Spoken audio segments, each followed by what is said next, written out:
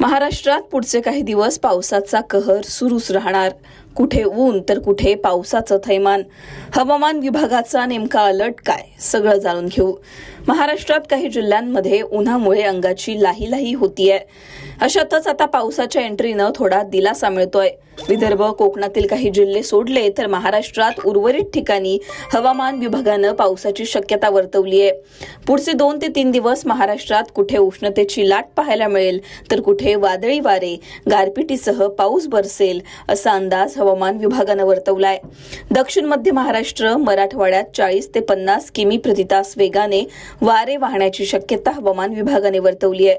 त्याचबरोबर वादळी वाऱ्यांसह पावसाच्या सरी या भागांमध्ये बरसू शकतात असा अंदाज सुद्धा हवामान विभागाने वर्तवलाय.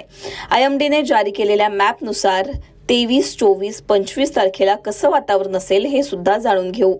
23 तारखेला कोकणामध्ये उष्णतेच्या लाटेचा इशारा देण्यात आलाय. पालघर, ठाणे, रत्नागिरी, मुंबई, रायगड, रत्नागिरी या भागांमध्ये 35 पार तापमान असू शकतं.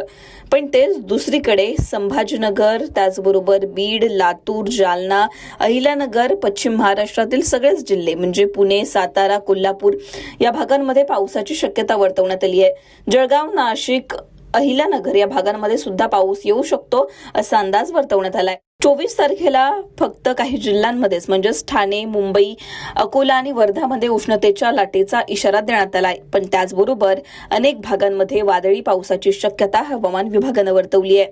नाशिक, अहिल्यानगर, बीड, लातूर, धाराशिव, सोलापूर, सांगली, सातारा, त्याचबरोबर कोल्हापूर, सिंधुदुर्ग, रत्नागिरी या भागांमध्ये वादळी वाऱ्यांसह गारपिटीची शक्यता सुद्धा वर्तवण्यात आली आहे. नाशिक आणि त्याचबरोबर विदर्भातील काही जिल्हे या भागांमध्ये तापमान कमी असेल. 25 तारखेला सुद्धा ठाणे, रायगड, रत्नागिरीमध्ये उष्णतेची लाट कायम असेल. त्याचबरोबर मराठवाडा आणि पश्चिम महाराष्ट्रातील जिल्ह्यांमध्ये वादळी वाऱ्यांसह पावसाची शक्यता वर्तवण्यात आली आहे.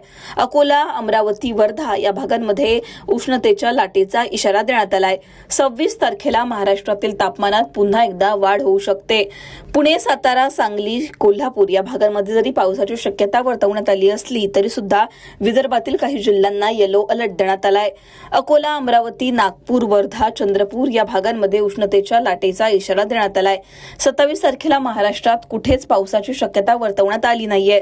त्यामुळे 26 तारखेनंतर महाराष्ट्रातील तापमानात वाढ होऊ शकते आणि पुन्हा एकदा कडक अशा उष्णतेच्या लाटेचा इशारा आपल्याला पाहायला मिळू शकतो. पण पुढचे 2 ते 3 दिवस तरी महाराष्ट्रात तापमान कमी असू शकतं आणि पावसाची शक्यता काही जिल्ह्यांमध्ये वर्तवलेली आहे. सध्या तुमच्या भागात कशा प्रकारचं वातावरण आहे, तिथे पाऊस पडतोय का किंवा तिथे ऊन जास्त आहे, तुमच्या भागातली परिस्थिती कमेंटमध्ये नक्की सांगा. तुम्हाला आणखीन काही प्रश्न असतील ते सुद्धा तुम्ही कमेंटमध्ये मांडू शकता. लोकमतला सबस्क्राईब केलं नसेल तर सबस्क्राईब करायला विसरू नका.